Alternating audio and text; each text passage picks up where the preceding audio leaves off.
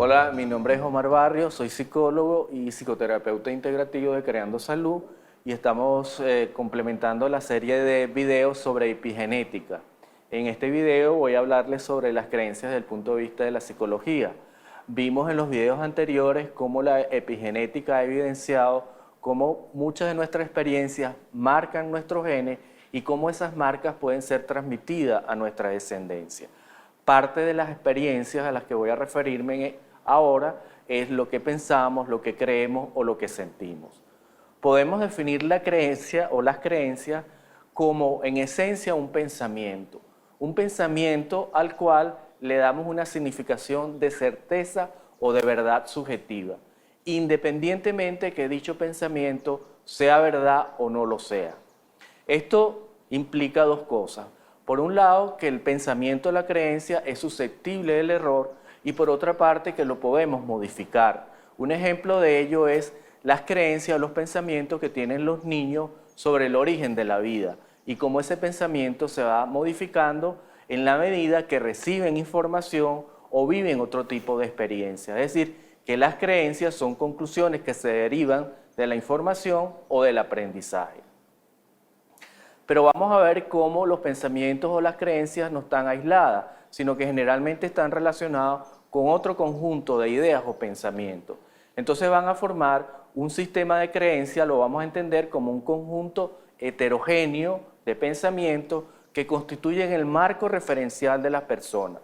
Tenemos un marco referencial o un sistema de creencias para los diferentes aspectos de la vida, sobre la sociedad, sobre la familia, sobre el futuro. Podemos tener este sistema de creencias o conjunto heterogéneo de pensamientos. Y ese marco de referencia me permite asignarle significado, comprender y explicar los eventos de la realidad. Pero vamos a ver también, y es importante tomar en cuenta, cómo un sistema de creencias no está compuesto solo de pensamientos o de ideas, sino que dicho sistema incluye emociones y comportamientos. Cuando hablamos de comportamiento del ser humano tenemos que referirnos al papel del inconsciente, porque las creencias pueden ser conscientes, es decir, nos percatamos de ellas, nos damos cuenta de que estamos pensando, que estamos creyendo, o pueden estar alojadas en la parte inconsciente de mi mente. A lo que está en el inconsciente, como la palabra lo dice, pues no me percato totalmente o fácilmente de ello. Las creencias están asociadas a actitudes, valores, emociones y comportamientos, y algunos de estos componentes pueden estar almacenados en el inconsciente. Aunque no nos percatemos de su influencia en nosotros, en realidad las creencias inciden en nuestras percepciones, en nuestras acciones, comportamientos, y hemos visto en esta serie en la biología del organismo. Voy a presentar a continuación el modelo de sistema de creencias que venimos utilizando en el trabajo que realizamos en Creando Salud y particularmente en el programa de apoyo psicosocial para personas con enfermedad de riesgo. Con este modelo podemos explicar cómo un evento, como puede ser recibir una noticia de un diagnóstico de una enfermedad, va a movilizar, digámoslo así, una o varias creencias de mi marco referencial, y esa creencia va a estar asociada a una emoción. Esta flecha lo que quiere graficar es que muchas veces podemos percibir o percatar con mayor nitidez la emoción que yo estoy experimentando ante ese evento que realmente el pensamiento o la creencia que yo tengo sobre esa información que estoy recibiendo. Pero vemos entonces que estos dos elementos también están asociados a las actitudes, entendiendo las actitudes como la predisposición a actuar de una u otra forma, y también están relacionados con la conducta. Todos estos elementos que estamos viendo hasta ahora y que los moviliza un determinado evento van a tener un determinado impacto en la persona, tanto en su mente como en su cuerpo como en su espíritu. Y esta flecha punteada lo que quiere decir es que se pueden formar circuitos de las creencias que pueden ser más o menos modificables. Señalaba anteriormente que la buena noticia es que una creencia como pensamiento susceptible al error puede ser modificado o puede ser cambiado. Vamos a ver tipos de creencias según el Dr. Carl Simonton, autor del libro Sanar es un viaje, y quien en su libro expone fundamentalmente 3 tipos de creencias: las creencias insanas, las creencias positivas y las creencias saludables.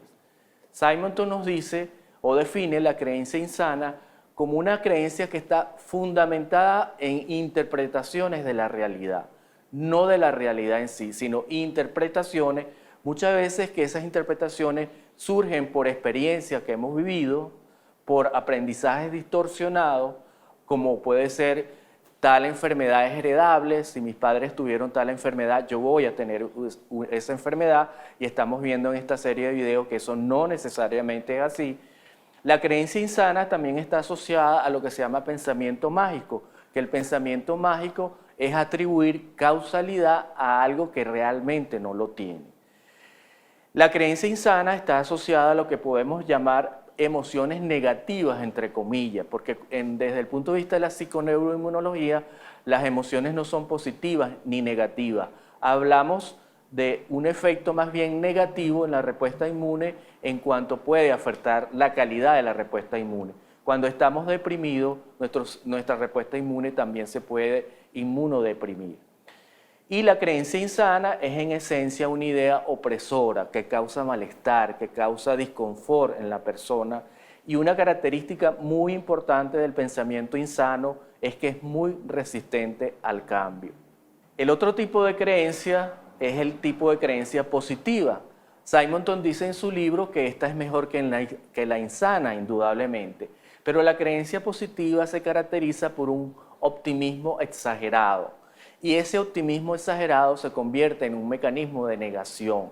Es decir, la negación como mecanismo psicológico es como tener una venda en los ojos y no querer ver la realidad de frente. Entonces, ese optimismo exagerado se convierte en una respuesta defensiva cuando un evento nos impacta de una manera importante. Es mejor que en la insana, ¿verdad? Pero su debilidad consiste precisamente en este optimismo exagerado y en este mecanismo de negación. Simonton lo que nos propone en su libro es que es mejor y saludable desarrollar lo que él considera el pensamiento saludable. El pensamiento o la creencia saludable está basada en hechos reales. Tengo tal enfermedad, entonces voy a afrontar esa situación que implica esa enfermedad. Implica responsabilidad por desarrollarla, es decir, muchas veces tenemos que entrenar el pensamiento para realmente poder mantener creencias saludables en nuestro sistema de creencias. Implica un proceso de cambio, un proceso de trabajo, muchas veces intenso, personal, para producir esos cambios, pero siempre vamos a encontrar que un pensamiento saludable está relacionado con emociones más favorables para nuestra respuesta inmune o a emociones que se pueden denominar neutras, como son la paz interna. Una creencia saludable es en esencia un pensamiento liberador.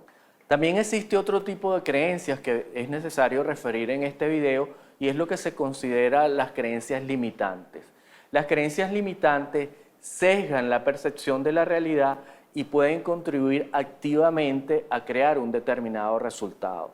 Un estudiante frente a un examen que cree que no lo va a poder superar, de alguna manera puede contribuir activamente a que ese resultado se ponga en evidencia. Establece límite a lo que podemos hacer y obtener. Y ciertos comportamientos pueden reflejar directamente esas creencias limitantes, esas percepciones que inciden en nuestra manera de comportarnos, y reflejar también los valores y las experiencias. Vale la pena, para ilustrar este tema de las creencias desde el punto de vista de la psicología, unos ejemplos que también están tomados del libro del Dr. Simonton. Él ilustra, cuando trabaja este tema o escribe sobre este tema de las creencias, ilustra este tema con una mujer que fue diagnosticada con cáncer de mama. Y parte de las creencias que esta mujer trabajó y fue modificando fue estas que están en esta lista. La primera era: me voy a morir en 2 años, porque fue la información que le fue dada junto con su diagnóstico de un pronóstico de 2 años de sobrevida. La segunda creencia que trabajó esta mujer fue: voy a estar muy enferma e incapacitada y seré una carga para los demás y para mí misma. La tercera creencia que trabajó esta señora fue: todas mis ideas insanas me están haciendo empeorar y no puedo cambiarla. Y la cuarta creencia es: necesito cambiar y no tengo el tiempo para esa tarea. Estas creencias fueron reformuladas. Esta señora hizo un trabajo de reformulación y cambio de sus creencias y quedaron de esta forma. Puede ser que esté viva o no en 2 años y lo que yo haga marcará una diferencia. Es muy importante recordar que la creencia saludable está basada en la realidad. Pudiera ser que se cumpla ese pronóstico, pero esta señora asume una actitud proactiva en su enfermedad, asumiendo que lo que ella haga puede marcar esa diferencia.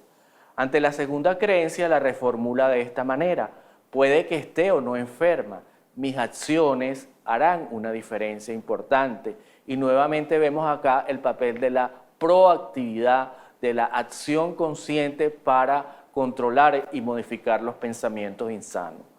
La tercera creencia quedó reformulada: puedo cambiar mis ideas y emociones, y ello depende fundamentalmente de la persona.